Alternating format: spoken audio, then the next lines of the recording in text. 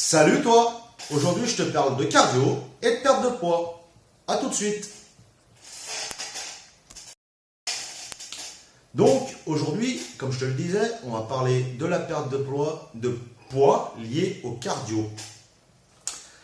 Alors, je te fais cette vidéo parce que je vois beaucoup de filles, et de garçons aussi d'ailleurs, qui se mettent au sport. Donc ça c'est super parce que passer du canapé à faire du sport, il n'y a pas à tortiller du cul comme on dit, c'est génial. Par contre, comme je disais, beaucoup de filles ou de garçons se mettent au cardio et notamment au footing et au vélo à haute intensité, que ce soit en salle ou, que j'en vois aussi, qui courent autour de chez moi. Donc, ces personnes-là, elles font quoi? Elles se mettent au cardio en fait simplement pour arriver à mincir, maigrir et perdre du poids et donc du gras. Alors la chose qui est bizarre, c'est que tous les gens se tournent vers le cardio, c'est-à-dire soit le footing, soit, donc comme je te disais, le vélo. Et ça court, ça court, ça court, et ça pédale, et ça pédale, et ça pédale. Le truc, c'est que, alors bien évidemment, comme je disais tout à l'heure, c'est que quand tu vas partir de rien à faire du vélo ou du footing, évidemment, tu vas perdre du gras et tu vas perdre du poids. Les premiers temps seulement. Pour te donner un ordre d'idée, pour perdre 600 calories, il faut que tu cours 1 heure, ce qui représente à peu près 10 km. Ensuite, le truc, c'est que le problème avec le cardio sur des longues durées comme ça, contrairement à ce que tu penses, ça ne te muscle pas. Alors, les effets amincissants vont se faire au départ, ça c'est vrai, mais pas sur le long terme. Parce qu'en fait, si tu veux continuer à perdre sur le long terme, il va falloir que tu cours de plus en plus, que tu fasses du vélo de plus en plus. Et ça risque également, et c'est pas que ça risque, c'est sûr, c'est que au lieu de te muscler et de gagner en volume propre, joli, pour remplacer ton gras, tu vas affaiblir ton muscle. Tu prends un exemple très simple, un marathonien, tu vois à peu près comme il est fait. Je vais essayer de te mettre une photo par là. Et tu prends un sprinter, je vais te mettre une photo ici aussi, et tu vas voir la différence entre les deux personnes. Donc tu l'auras bien compris, il y a une sacrée différence entre un sprinter et un marathonien. Pourquoi? Parce que le marathonien, ou celui qui court beaucoup, va faire essentiellement justement du footing ou du vélo sur de très longues durées, ou longue durée tout court. Tandis que le sprinter, lui, qu'est-ce qu'il va faire? Il va faire et du cardio et de la musculation. On en vient à la musculation. Et donc, je te conseille plutôt, en fait, de faire 2 tiers de musculation et 1 tiers de cardio.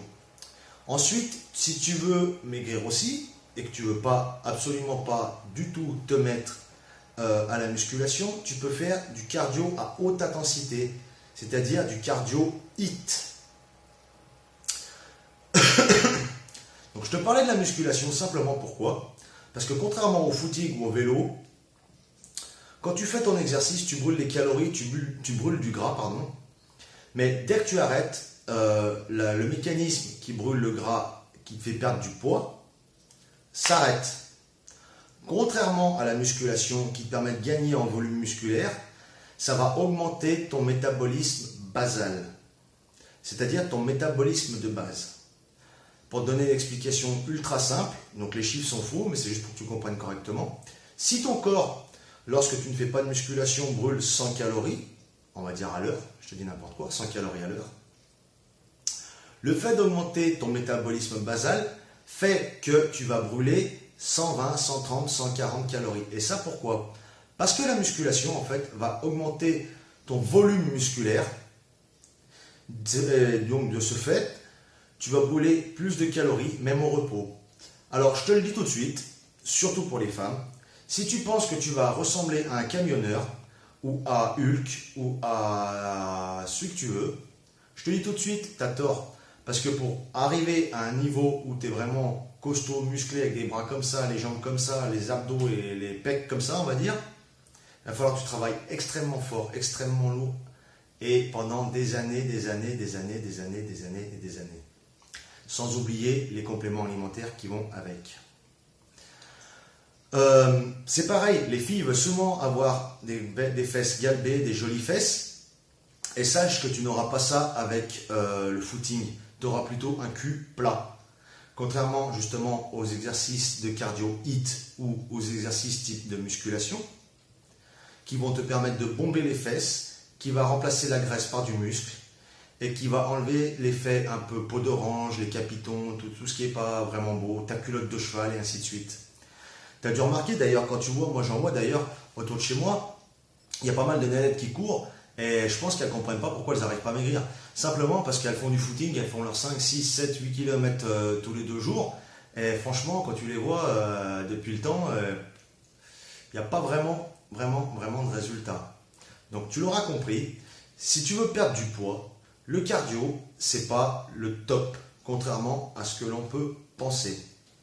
Donc comme je te disais tout à l'heure, je te conseille plutôt de partir sur 2 tiers de musculation ou cardio HIIT si tu veux vraiment pas faire de musculation, tu fais du cardio HIIT.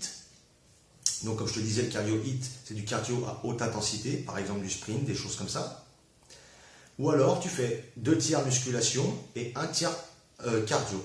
C'est-à-dire que par exemple, lundi, mardi, tu fais musculation, mercredi, tu fais ton cardio, jeudi, vendredi, tu fais ta musculation, et samedi, dimanche, repos, parce que le repos, c'est aussi important pour gagner en muscle, aussi bien la nuit que dans la semaine, dans la journée.